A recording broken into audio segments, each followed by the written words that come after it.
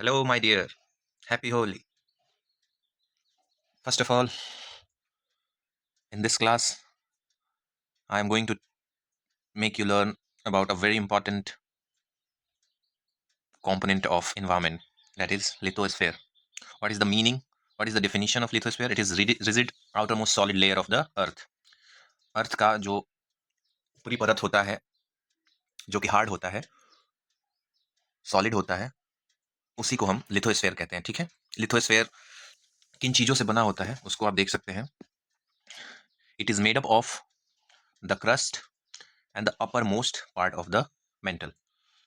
यहाँ पे एक बात मैं आपको बताना चाहूँ, अगर अर्थ को मैं ऐसे एक सेक्शन में निकालूं तो अब अर्थ के 3 लेयर्स बताए गए हैं, वो हम आगे पढ़ेंगे। तो जो ये ऊपर वाला जो लेयर होता है ना, पतला सा अंडे का छिलका, इमेजिन करो, वो पतला वाला जो लेयर होता है हार्ड वाला, उसको हम क्रस्ट बोलते हैं। उसके बीच वाले को मेंटल बोलते हैं, और जो सबसे अंत में होता है पीला वाला, उसको हम क्या बोलेंगे? कोर। तो अभी फिलहाल हम लिथोस्फेयर के केस में पढ़ेंगे। तो upper most layer of mental ये हुआ, और पूरा का पूरा कोर, ये मिलके बनाता है लिथोस्फेयर। इसको हम क्या बोलते हैं? लिथोस्फेयर। ठीक है, इतनी बात समझ में आई आपको? चलिए आगे बढ़ते हैं।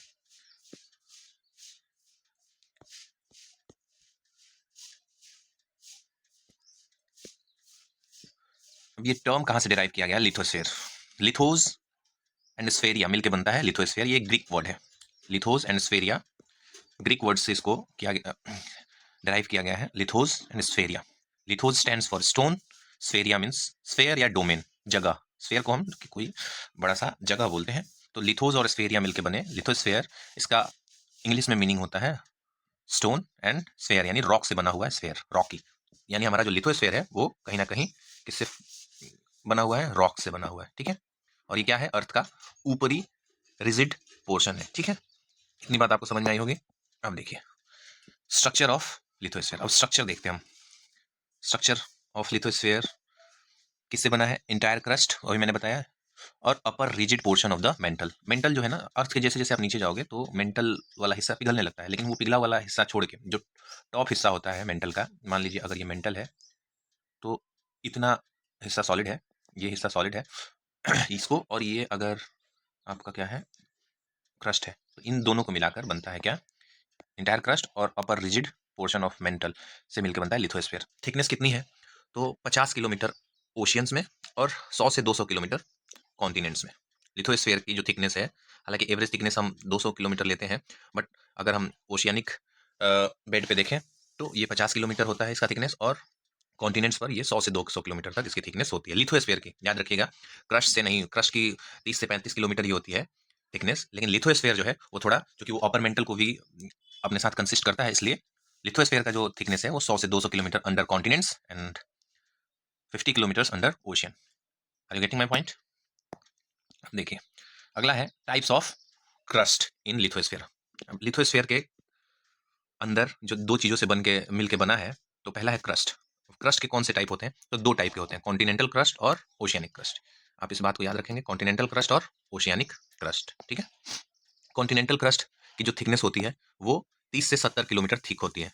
30 से, एवरेज थिकनेस इसको हम 35 मान लेते हैं। कितना? 35 किलोमीटर। ठीक, एवरेज, दिस इज एवरेज। कहीं पे बढ़ जाती है, कहीं पे कम हो जाती है। किससे बना होता है ये? तो ग्रेनाइट, मोस्टली ये ग्रेनाइट से बना होता है, जिसकी डेंसिटी कम होती है, और ये इसी पे हमारे कॉन्टिनेंट्स हैं, जितने भी कॉन्टिनेंट्स यानी लैंड फॉर्म्स हैं, वो सब के सब इस कॉन्टिनेंटल क्रस्ट पे लाई करते हैं। ठीक है, हमने पढ़ा है ना 7 महादेश, 7 कॉन्टिनेंट्स, ऑल दो 7 continents are on the continental crust. I hope कि आपने कॉन्टिनेंटल क्रस्ट के बारे में जाना होगा। इसकी एवरेज थिकनेस 30, थिकनेस कितनी है? 30 से 70 kilometre, average 35 kilometre. Granite rock से बना हुआ है ये। इसकी डेंसिटी ओशियानिक क्रस्ट के डेंसिटी से कम होती है, जिसकी वजह से ये ऊपर होता है। अगर मैं आपको बताऊं, अगर ये क्या है?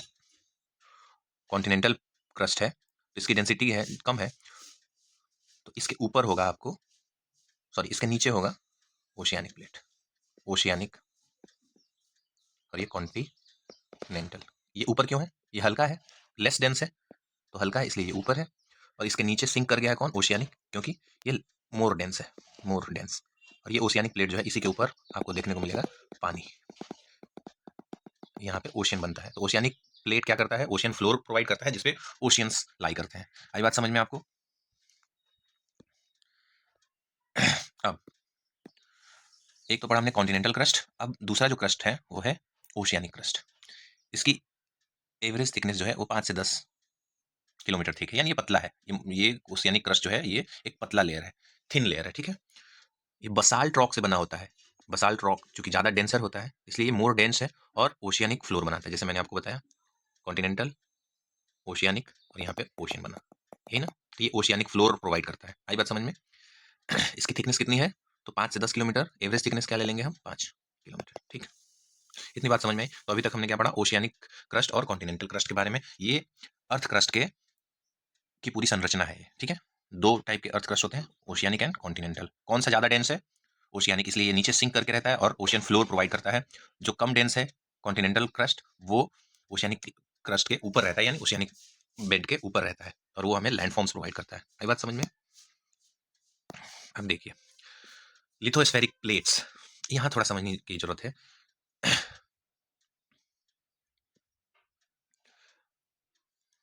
देखिए the lithosphere is broken into several large and small plates called tectonic plates, ठीक है। अगर ये लिथोस्फीयर है मान लीजिए, ठीक, तो ये बहुत सारे छोटे बड़े प्लेट्स में क्या हुआ है? टूटा हुआ है, ठीक है, टूटा हुआ है। ये सब प्लेट्स हो गए, क्या हो गए? प्लेट्स हो गए। अब ऐसे कैसे, कितने प्लेट हैं? तो पूरी दुनिया में ऐसे 20 बड़े प्लेट्स हैं और 100 से ज़्यादा छोटे प्लेट्स हैं, ठीक है। और ये प्लेट्स जो हैं वो कहाँ पे लाई करते हैं वो हम आगे देखेंगे। जब अपर मेंटल की बात होती है ना, अपर मेंटल से जब आप नीचे जाते हो, अपर मेंटल से जब आप नीचे जाते हो तो टेम्परेचर बढ़ने की वजह से कुछ हिस्सा जो है वो पिघलने लगता है। पिघला नहीं होता है लेकिन पिघलने के स्टेज पे होता है, ठीक है। तो वो ऑब्वियसली वो सॉलिड भी नहीं है और रिजिड लिक्विड भी नहीं है, वो क्या है? वो सेमी मॉल्टेन है। और उसी सेमी मॉल्टेन को हम क्या बोलते हैं? एस्थेनोस्फेयर बोलते हैं, एस्थेनोस्फेयर, ठीक है। और इसी एस्थेनोस्फेयर पे, इसी एस्थेनोस्फेयर वाले लेवल पे ये सारे प्लेट्स जो हैं वो रहते हैं। और चूंकि ये सेमी लिक्विड है तो इस पे थोड़ी सी इनकी मूवमेंट हमेशा होती रहती है अलग अलग डायरेक्शन में, जिसको हम अलग अलग मूवमेंट भी बोलते हैं। इसी को प्लेट मूवमेंट भी बोला जाता है, ठीक है। तो प्लेट मूव क्यों करता है? क्योंकि वो स्टेनोस्फेयर पे रहता है। स्टेनोस्फेयर क्या है?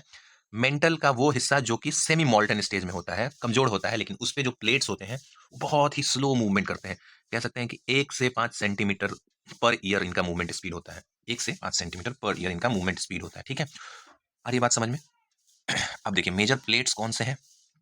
तो Pacific plate, Eurasian plate, African plate, Indo Australian plate, north American plate, south American plate, Antarctic plate. ये 20 में से मैंने कुछ मेजर के नाम लिखे हैं, ठीक है। आई होप कि आप यहां तक समझ गए होंगे। अब देखिए द प्लेट्स, अभी मैंने जो बात बताई आपको, these plates floats on semi molten layer below called stenosphere, वही कमजोर वाला मेंटल। और इसी स्टेनोस्फेयर से जो मोल्टन लिक्विड होते हैं वो, जैसे मान लीजिए ये स्टेनोस्फेयर है, इसके ऊपर छोटे छोटे प्लेट्स हैं, ठीक। अब इसमें से जो लिक्विड होता है बाहर निकलने की कोशिश करता है, कई बार जमीन फाड़ के ऐसे बाहर निकलता है। तो क्या होता है? वॉल्केनिक इरप्शन होता है, कई बार प्लेट्स को तोड़ देता है, तो अर्थक्वेक आती है, अर्थक्वेक आती है, ठीक है। तो ये अर्थ के ऊपर होने वाली जितने भी घटनाएं हैं वो कहीं ना कहीं अर्थ के नीचे हो रही मूवमेंट की वजह से हमें दिखाई देती हैं। जैसे कि भूकंप हुआ, अर्थक्वेक हुआ, ये सब, सॉरी, भूकंप हुआ और वोल्केनिज्म हुआ, ये सब अंदर इसके वजह से हो रहा है। सेमी मोल्टन लेयर जिसके ऊपर हमारे प्लेट्स मूव कर रहे हैं, और इस लेयर को क्या बोलते हैं? स्टेनोस्फेयर, ठीक है। ये बात समझ में? अब देखिए लिथोस्फेयर के मेन एलिमेंट कौन कौन से हैं? तो सबसे ज्यादा ऑक्सीजन है, फिर सिलिकॉन, फिर aluminium, iron, calcium, sodium, potassium, magnesium. ये कुछ मेजर एलिमेंट्स हैं जो पाए जाते हैं। सबसे ज्यादा अमाउंट में ये 3 होते हैं, ठीक है। लिथोस्फेयर की बात कर रहे हैं हम, पूरा मेंटल और कोर की बात नहीं कर रहे हैं, ठीक है। ये कुछ एलिमेंट्स जरूर याद रखिएगा आप जिनसे ये बना हुआ है। अब आते हैं आगे। तो आपको यहां तक बात समझ में आ गई? अब देखिए जो प्लेट्स जब मूव करते हैं, प्लेट्स जब मूव करते हैं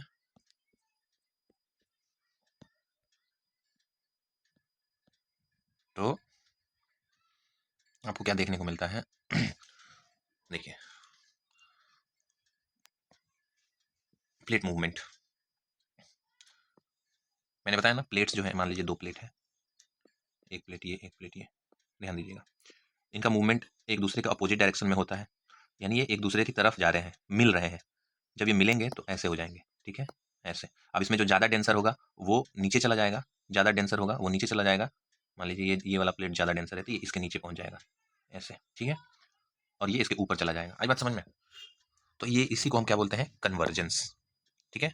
प्लेट का एक कन्वर्जेंट मूवमेंट होता है, और जब ये दोनों प्लेट टकराते हैं तो इस एरिया में एक उभार सा आता है बड़ा सा, इसको हम बोलते हैं फोल्ड माउंटेन। क्योंकि यहाँ की जमीन क्या हो गई, जब दो चीजें टकराई, दो लैंड टकराई, तो नीचे तो कुछ जा नहीं सकता है क्योंकि नीचे तो जमीन है और भी लेयर्स हैं, तो ऊपर खाली है तो ऊपर की तरफ बढ़ता है और यहीं से बनता है आपके माउंटेन्स। तो प्लेट जब कन्वर्ज होते हैं तो माउंटेन्स का फॉर्मेशन होता है, जैसे कि हिमालयाज, रॉकी, एंडीज, ये सब क्या है, these are example of fold mountain. Fold mountain, fold mountain, याद रखिएगा। कोई पूछे आपसे कि माउंटेन का फॉर्मेशन कैसे होता है, तो आप क्या कहेंगे कि जब प्लेट्स टकराती हैं, जब प्लेट्स का कन्वर्जेंस होता है, तब क्या होता है, माउंटेन का फॉर्मेशन होता है। और ऐसे माउंटेन्स को हम क्या बोलते हैं, फोल्ड माउंटेन। अब इसमें आप हिमालय के बारे में जाने तो हिमालय को यंग फोल्ड माउंटेन बोलते हैं, और ये जो रॉकीज और एंडीज हैं ये ओल्ड फोल्ड माउंटेन है। ये लिख लीजिएगा आपने, ओल्ड फोल्ड माउंटेन है, पूछा जाता है इसको। जो कई बार कंपटीशन के पेपर्स में आपसे पूछ दिया जाएगा कि ओल्ड फोल्ड माउंटेन की एग्जांपल बताइए, तो आप क्या कहेंगे, रॉकीज एंड एंडीज। रॉकीज कहाँ पाए जाते हैं, नॉर्थ अमेरिका में, और एंडीज कहाँ है, साउथ अमेरिका में। ये एक बहुत लंबा क्या है, माउंटेन सीरीज है, और ये किसके एग्जांपल है, फोल्ड माउंटेन के एग्जांपल है। आई होप आपको ये बातें समझ में आई होंगी। आप देखिए,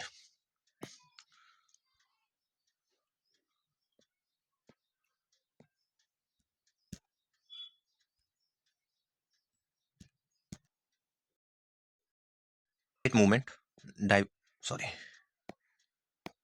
डाइवर्जेंस, ठीक है। डाइवर्जेंस क्या होता है, मान लीजिए एक प्लेट है, ये स्टेनोस्फेयर पे है।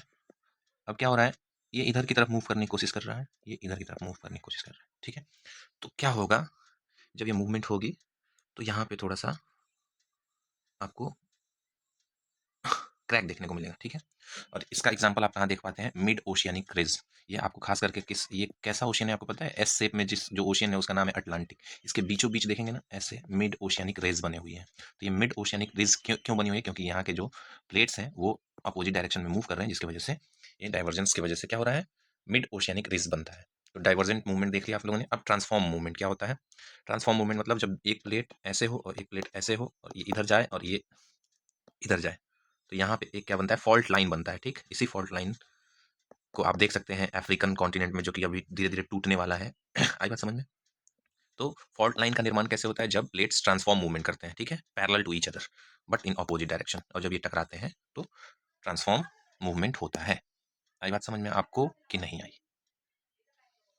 अब देखिए,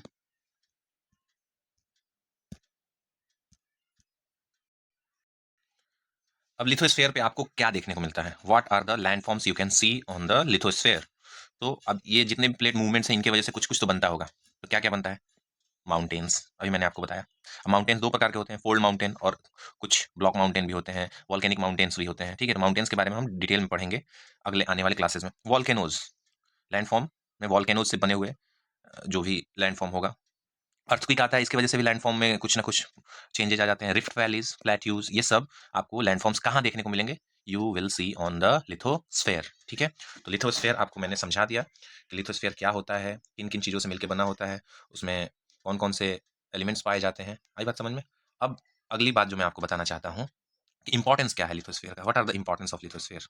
तो बहुत बहुत बड़ा इंपॉर्टेंस रखता है ये हमारे लाइफ में लिथोस्फेयर, ठीक है। क्या क्या प्रोवाइड करता है हमें, तो it provides land for life. हमें क्या देता है लिथोस्फेयर, बताइए, लैंड देता है ना।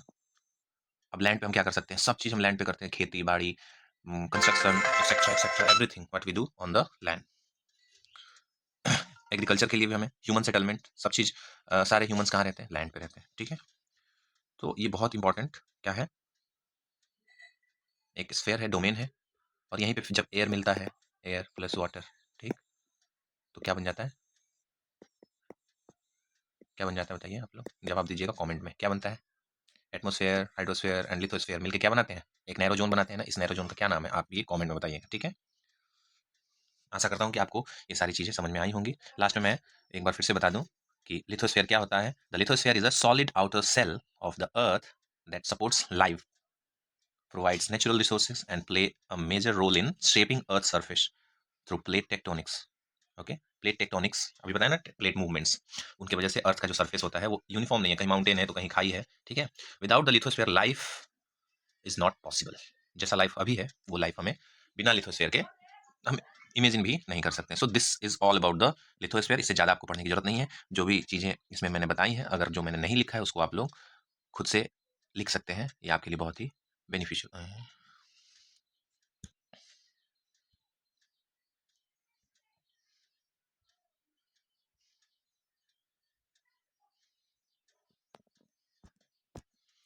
तो अभी के लिए इतना ही।